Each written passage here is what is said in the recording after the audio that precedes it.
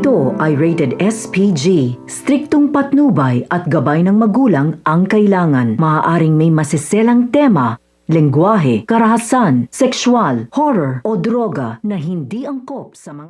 Lahat nga ay gagawin nito ni Ronnie ng paraan upang ang mabulok nga sa kulungan nitong si Carol. Dahil ayon nga dito kay Ronnie, si Carol nga ang hadlang sa pagmamahalan nga nila nito ni Wilfred.